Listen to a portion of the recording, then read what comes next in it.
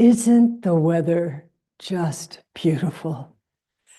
I know we shouldn't prefer weather like this, but I have to say that the hail that recently fell from the sky and some little corners of the roof are still hiding the hail, protecting the hail.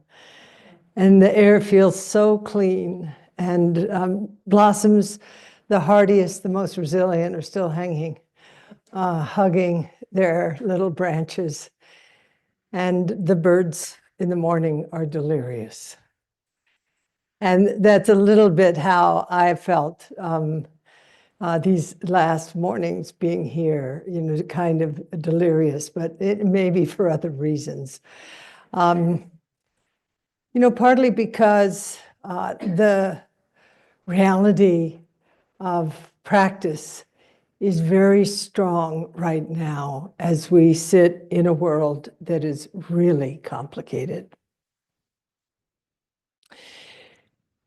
And I sit with good friends, my teacher, Roshi Bernie Glassman, who was a real Buddha family type, who could sit in the middle of such complexity.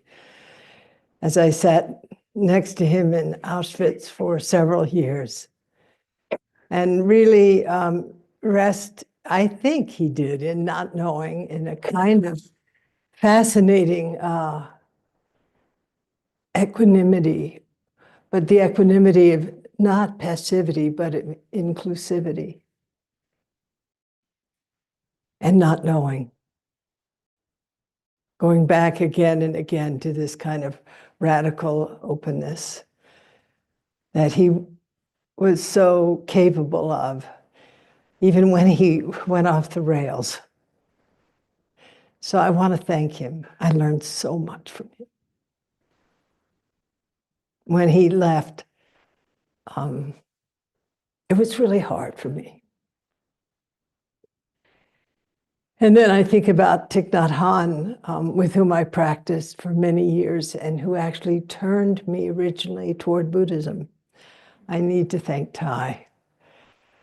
In the mid-60s, when I was working at Columbia University at the Bureau of Applied Social Research, this massive cross-cultural project, doing histograms, scatograms, p-factors, chi-squares, and gammas. Don't worry, that was way a long time ago, where I was a little human computer, right? And I heard Thai because I was in a gaggle of people who shared values and a view that were very contrary to my government, to our government. And so I, fortunately, so young, was picked up and pitched into the world of social activism, the world of protest, the world of solidarity, about which I'll be speaking on Sunday. So grateful for that time, but also meeting Thai turned my world around. So I want to thank him. And then my first Zen teacher, Sung Sang, with whom I trained so hard, part of the directness and rigor of what I bring to practice came directly from the years of training with him. It was tough Korean. I mean, these people are mountain people, and it was good medicine.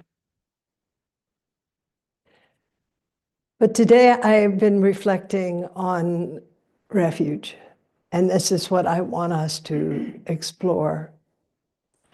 Partly because so many have endeavored to come to this country seeking refuge. Mohan was released from prison today on parole. Oy. Others are still imprisoned. This building would not be here save for the effort and the hands and the skill of those who came through our southern border. How many Garcias worked on this building? I think about Kilmar Abrego Garcia today in that prison in El Salvador. He coming here to seek refuge. And I think about the Garcias and the Gomezes who have put so much beauty into what we now are appreciating at Upaya, these beautiful buildings, this landscape that we are rewilding.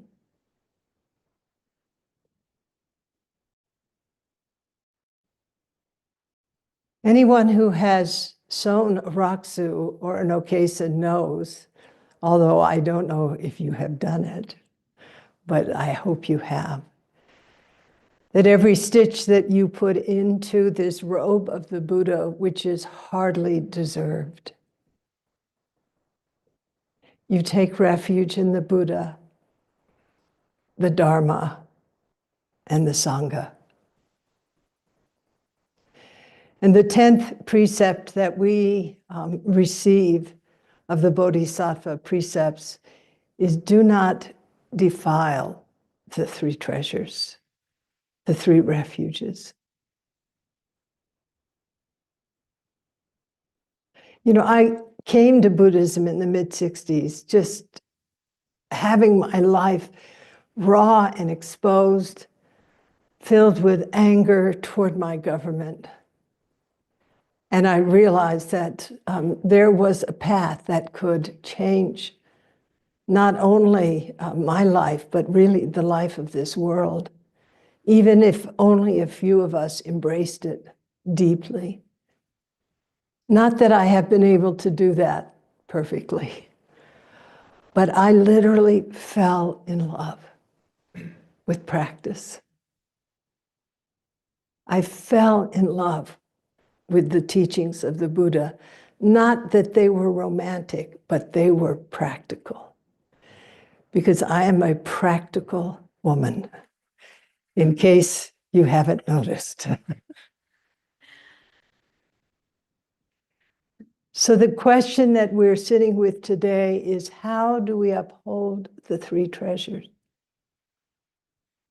And what happens when we defile the three treasures?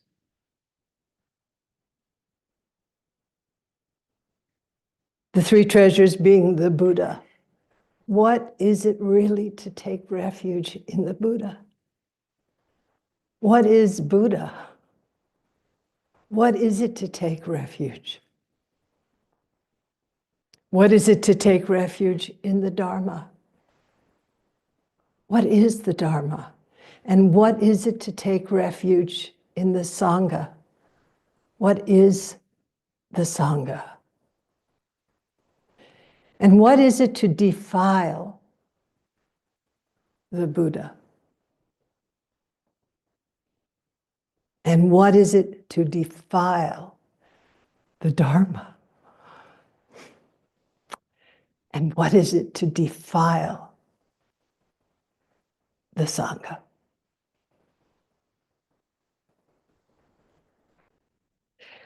So what I'd like us to do, although there are many things that I would like to say, but today I didn't want to prepare a talk because honestly, the talk I'm giving on Sunday has wicked up a lot of my preparation energy. And maybe you would prefer I don't prepare. So some people say, Roshi, just talk. But anyway, on Sunday, I really have thought about, what solidarity means at this time. Thanks to a bunch of incredible women, by the way. Rebecca Solnit, Monica Roa, Erica Chenowitz. So I just want to tell you, I'm giving you a heads up. There's some women who are thinking about this. And I've been thinking about it for over half a century. What is it to actualize your life in the lived experience of solidarity. But that's for Sunday, so don't get me going. Here, what I'd like to do is to open up to questions, going to essence with the community gathered here. I ask you for no arias. I'm restraining myself. And it will give me a chance, since I love to just kind of be spontaneous, to reflect with you as an individual, but in the solidarity of this community. Any concerns or questions, insights, and also confusions in relation to what it really means to take refuge and what it means to defile that in which you have taken refuge, and what it means to repair. What is restitution? What is healing? Because we are just human beings. I remember years ago, Sensei Monshin said to me, "It's been awfully peoply around here recently." And I knew what she was talking about, peoply doing peoply things. Kind of, we're human beings. And all of us do peoply things. No one has any absolution from our humanness at this point. If you're still, as Noah, Rowan, my beautiful old friend, Dharma friend, we're all still above the ground and therefore peoply. So Noah and Kodo and others will bring microphones, and I think also there will be questions online. And don't be shy by asking things that seem really uncomfortable, or show your little wisdom light. That's wonderful. Okay. All right. What is it to take refuge? What are you taking refuge in? What is it to defile that which you have taken refuge in? And what is it to repair? Let's go for it. Oh, don't worry.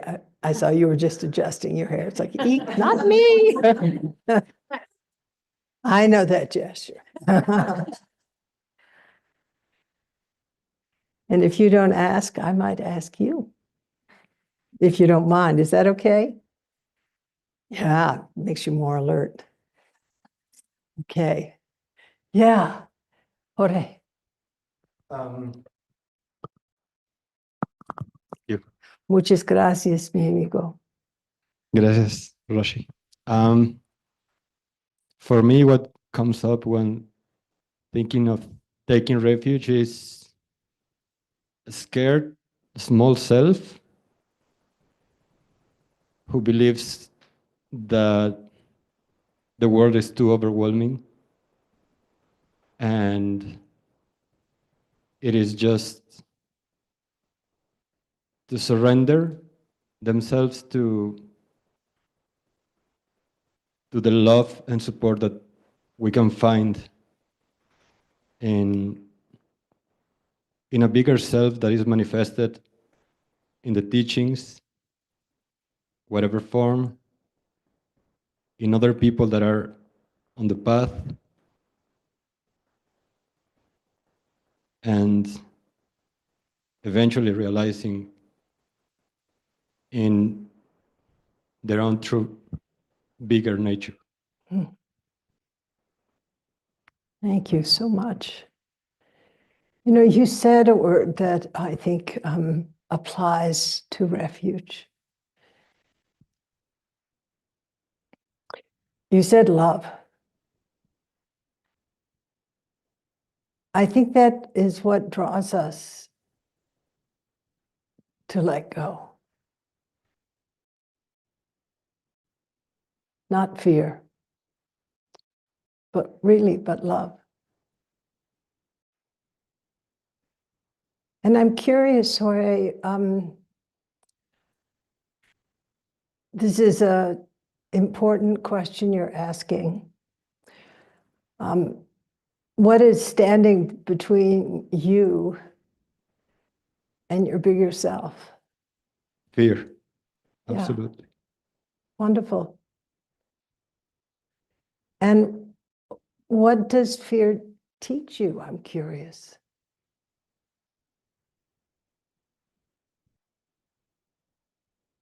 That I can't hide. And no, sorry, like that I have to face it. and what is your experience when you hide? More fear. More fear. Yeah. And what brings you out of hiding?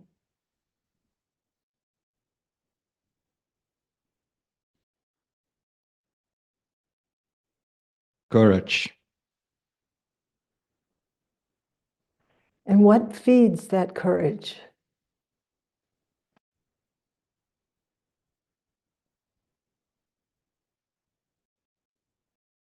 Caring for others, for whatever is, yeah, like just at least for a moment, forget about that small self that feels scared and remember that there are others. Yeah. Thank you so much.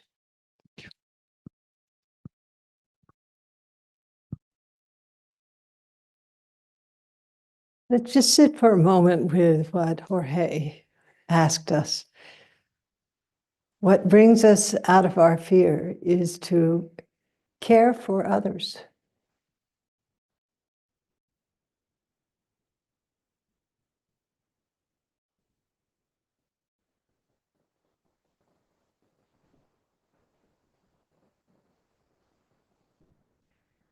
Really, thank you so much for that.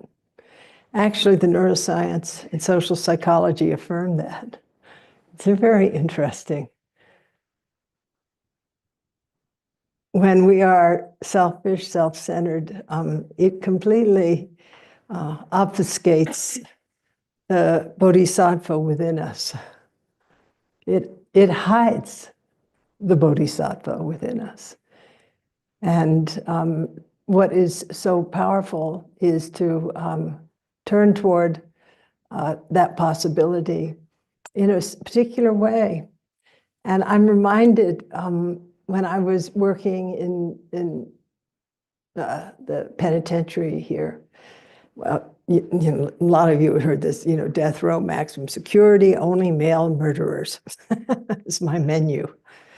I didn't think about it in those terms at the time, I have to tell you. But anyway, retrospect, oh, yeah, that was interesting.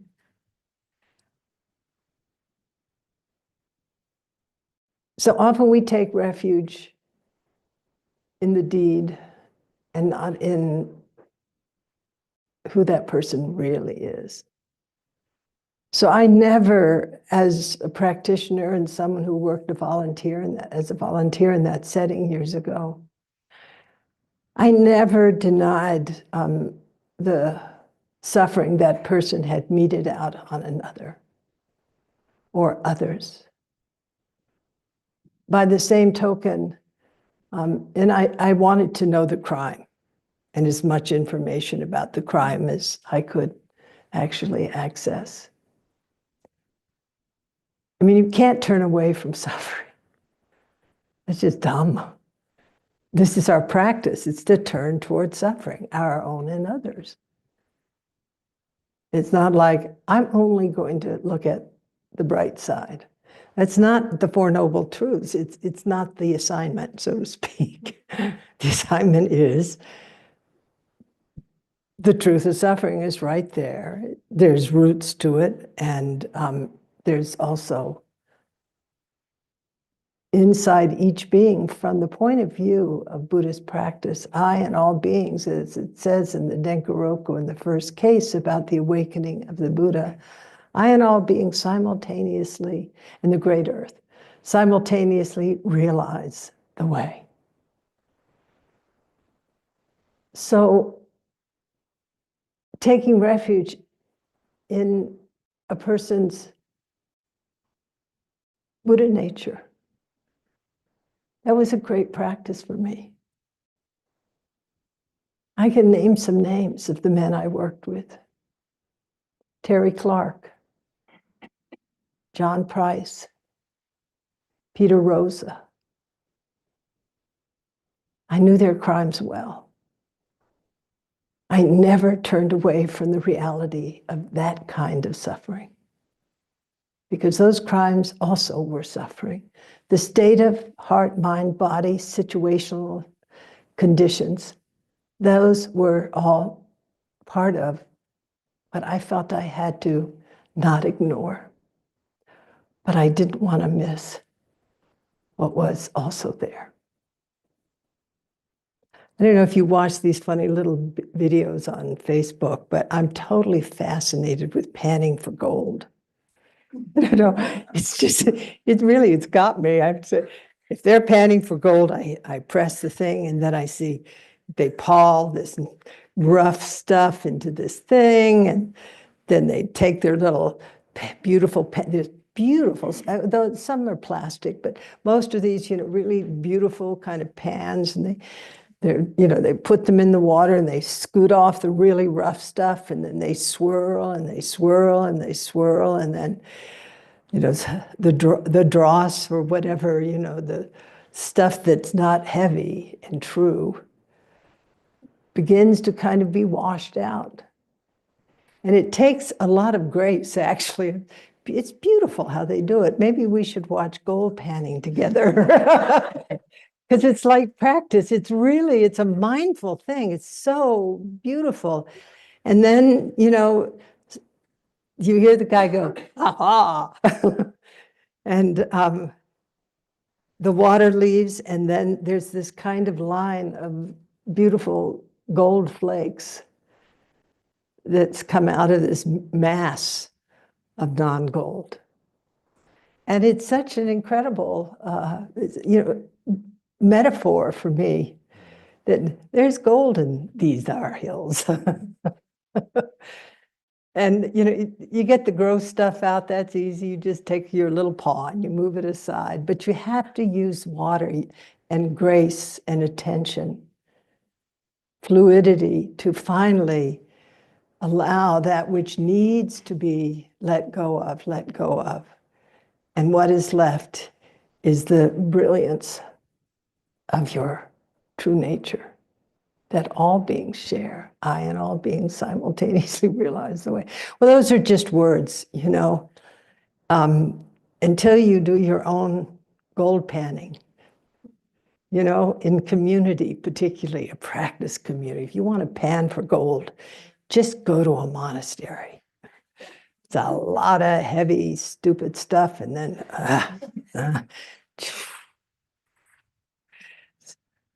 breath after breath. And then, whoop, gold.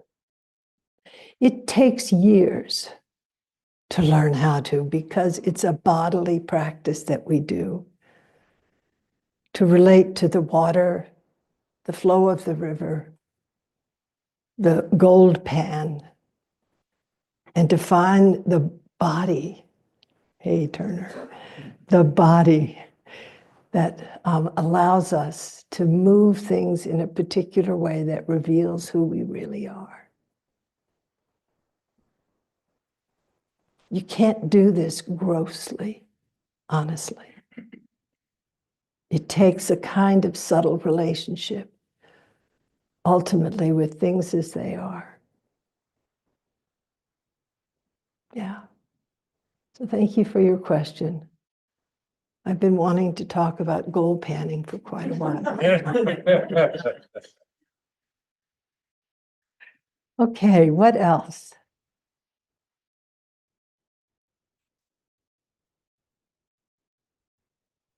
Yes. And what is your name? Dina. Dina, thank you. I don't know if it's a question as much as sort of I'll just share something about refuge. For me, it's really like finding my right motivation to whatever it is that I'm doing. I feel like if I keep the three jewels in mind, or one of the three jewels, or I remember the three jewels, then I'm doing it with the right intention. And like all the years I was raising my children, and I wanted to be studying Dharma more and meditating more, and I couldn't really it wasn't possible for me at that time. I really just tried to like say refuge prayers and bodhisattva prayers as I went about the life. And so I guess that's all I wanted to say. It's sort of like the North Star. Yeah. And when I'm confused about things, like what is the right action to take, remembering the Dharma and the Buddha and talking to Sangha always helps me like sort it out. So anyway, I'm really grateful to be here with your beautiful Sangha. Thank you so much. Thank you. Yeah, that is that brings up a question for me, Dina, and that is what is the difference between raising your beautiful children and raising bodhicitta, or of practice, and your motivation and intention to awaken to benefit others? What's the difference? Well, what I found for me was it's sort of the quality of like where my mind is a lot of the time. But maybe I sort of idealized the monastic lifestyle, like, oh, everybody's so peaceful and quiet over there. Excuse me. You must be meditating. Sound a bit more. But ultimately, it's the same. And also like remembering that like all children are my children. Yeah. And trying to, so that I'm not using my children as some kind of ego thing for my children, but caring for all people like they're my children. It's such an important perspective you share. Mm-hmm. One of the issues is the in-group problem. Yeah. In-group. Uh-huh. And that is what is tearing our country apart, one of the things. Our racism, our classism, my people, my family, my Sangha, my nation. And Thich Nhat Hanh so beautifully taught year after year this vision, but it's in our lived experience of interbeing. And I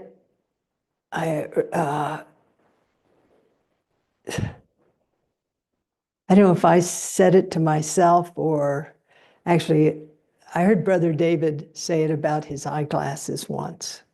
It was years ago at UPI, and Brother David Stendhal Ross, the wonderful monk that many of us have appreciated so much. And he took his glasses off and he said, "I belong to my glasses." And it really struck home.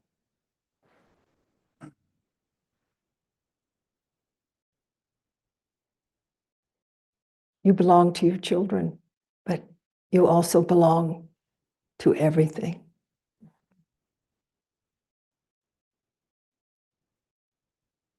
And he said, "My glasses don't belong to me.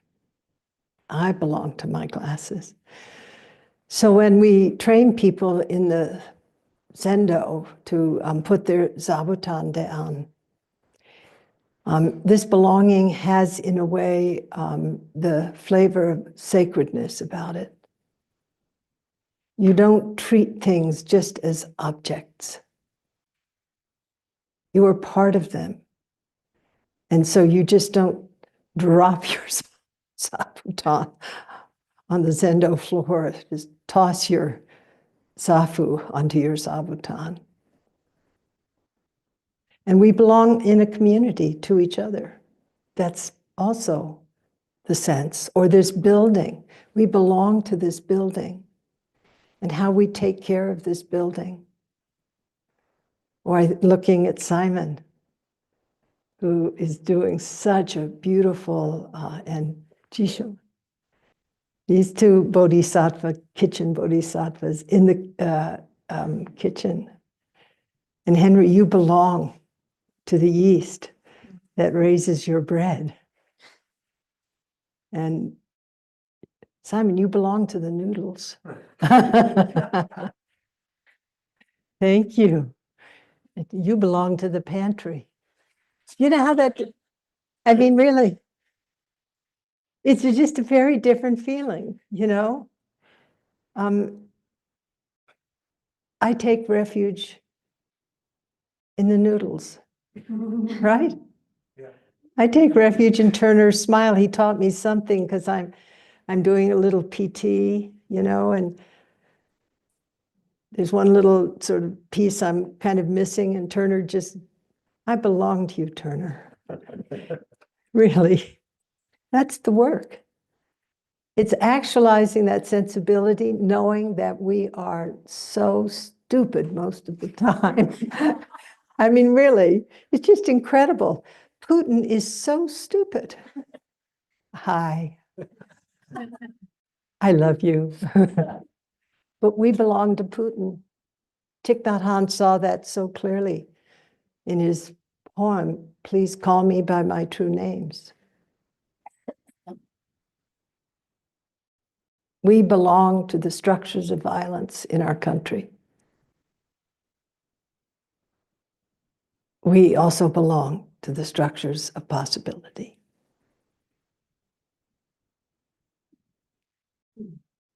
So what you have shared, just, you know, don't think a monastery is ideal. Actually, it's the utter opposite. It is where hopefully people don't perform or pretend, but we work our stuff in order to be civil in the world and to meet the world with love, with care. It's really hard living in a spiritual community that is pretty straightforward. I don't want to live in one that's otherwise. And you pointed to something very important. You mentioned two words, and I'm not going to go into it.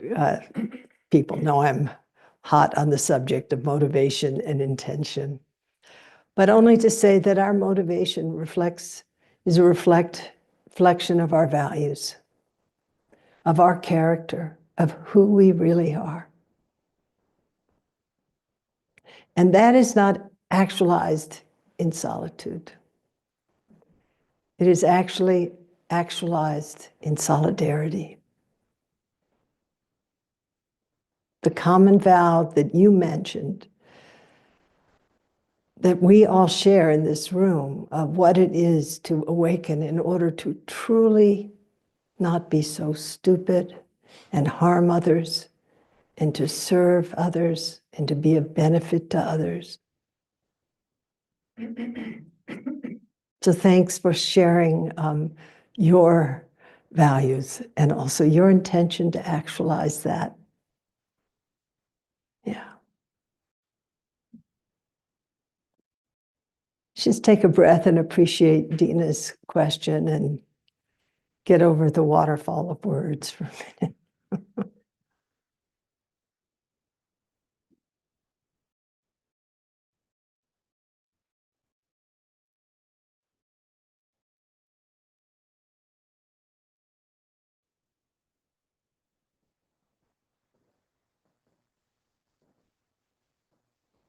Thank you, Jorge and Dina, for your questions. I saw a hand in the back. Would you like to bring it up? Yes, thank you. Noah, Kodo.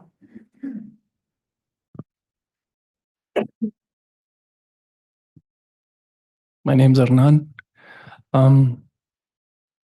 Everything that's been talked about has been making me think about how is someone who does not practice can hold empathy in the face of people who uphold things that seem so evil and hold refuge in that space, and not fall victim to apathy and antipathy, because that's I feel that, including myself, other people are falling trapped to that. So and that becomes a refuge in itself, or feels like the veil of refuge. Even thinking about how I can hold empathy, or a feeling of love for somebody like Trump, to me, that seems it seems like a huge leap, because him and everything that's going on stands so opposite to everything that I believe this country to be as a young child of immigrants. So I don't know what the question is that I'm trying to get to. Is just like, how can we move forward and actually hold empathy for those that do harm to us and others, and not fall prey to that same apathy that they want us to fall prey to. Yeah. So yeah, I'm not sure. Where did your parents come from? They're from Mexico. I see.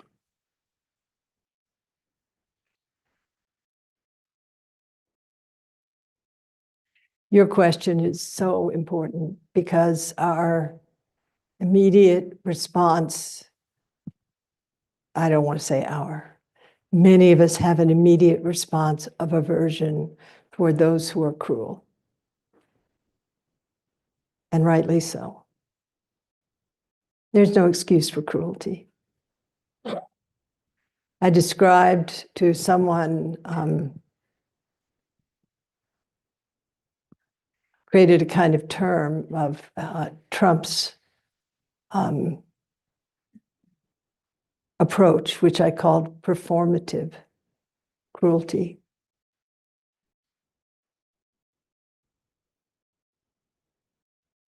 So it's very easy for a lot of us to talk psychopathology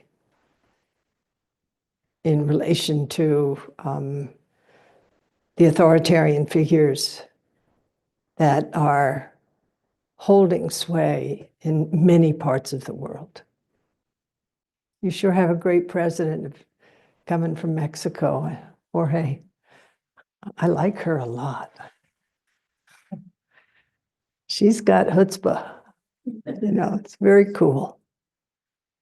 But your question is really an important one, because when cruelty is meted out on you or on others, the way that we protect ourselves is to make it other. Make that person other, to objectify that person, to find a category or a box in which to put that person.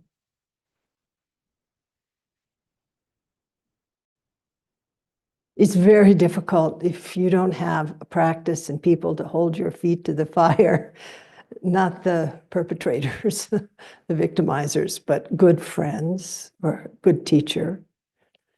It's very hard not to fall prey to what you're talking about, because we feel morally injured by what we're perceiving in this country, and the way that we work with moral injury is not well done.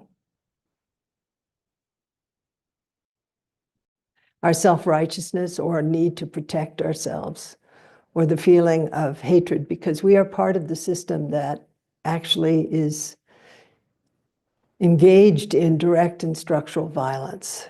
Our bombs are destroying the people of Gaza's way of life, lives, and more.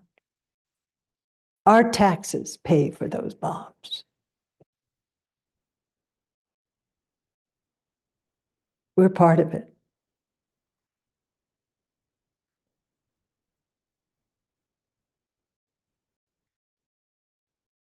So years ago, when the Bush administration was happening, I was working on a project, I forget which one, and I had a particular aversion toward, excuse me, I was wrong, Dick Cheney.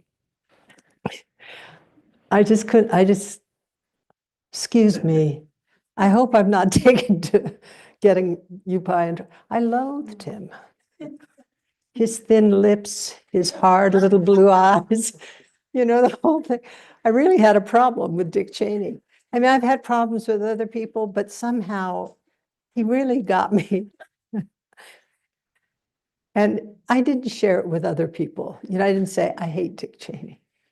I just knew I did.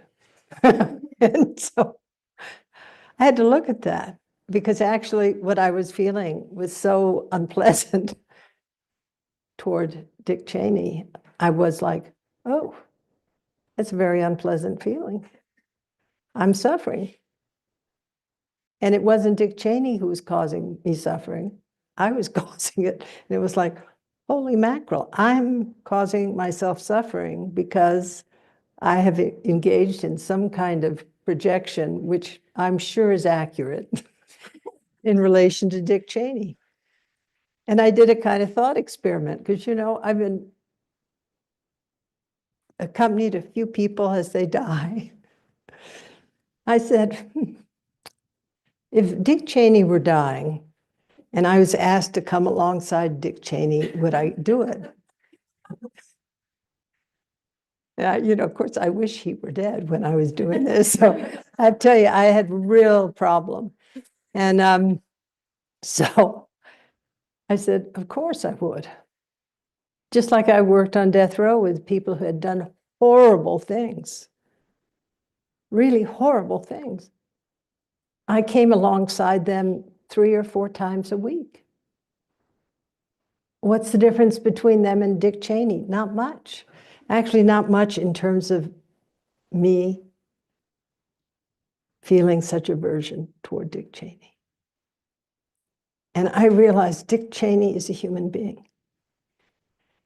Dick Cheney could change. Dick Cheney was a little boy, was an infant. Of course I would come alongside him. But I also knew that Dick Cheney was suffering, not the kind of suffering that I'm attracted to. Suffering that is really hard to take, but those states of mind also are suffering. And it wasn't not to hold Dick Cheney or George Bush or the current administration players not accountable. Justice, as Dr. King, is important, but it must be accompanied by love. And seeing the suffering in Dick Cheney, the state of mind that Dick Cheney was in, I had an incredible shift inside of myself. And look at Dick Cheney today. I wouldn't want to date him. Sorry. But clearly, he's come a long way. And I really love Dick Cheney right now. And his daughter just rocks, right? And he lined up behind his daughter. How cool is that? He changed his mind and I changed my heart. So this is the thing. Your justified aversion, hatred, despair, futility, your moral apathy, I'm speaking to all of us as I speak to you, disallows what you were speaking to, Jorge, which is it takes us away from the possibility of transformation and the work it is to understand suffering has so many different faces. And so the issue then becomes, how do I repair my broken way of perceiving the world?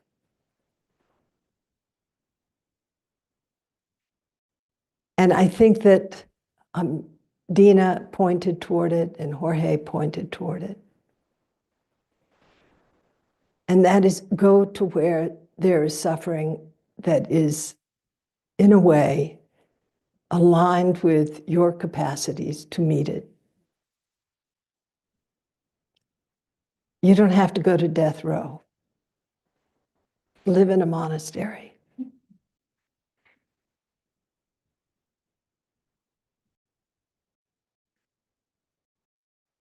You don't have to sit with the unsheltered if that's not your work.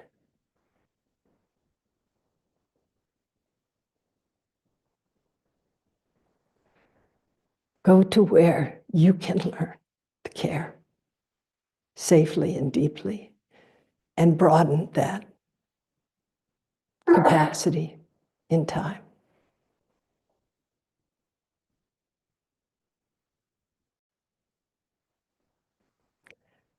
By the way, you're here. Why?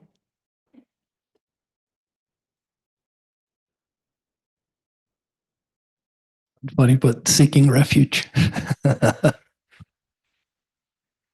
Is there anyone in this room who isn't? Yeah. Thank you, and you're very welcome. Let's touch in before the evening concludes. Thank you so much.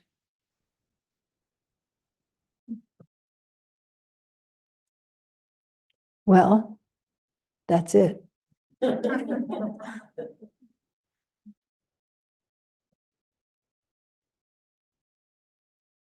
I want to return to Kilmar Abrego Garcia.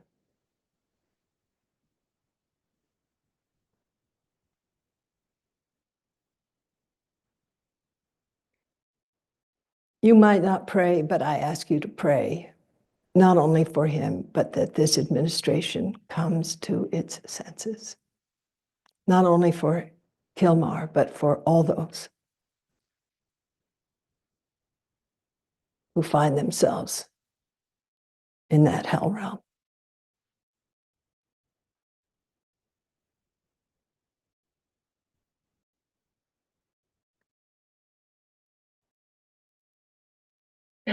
Thank you so much.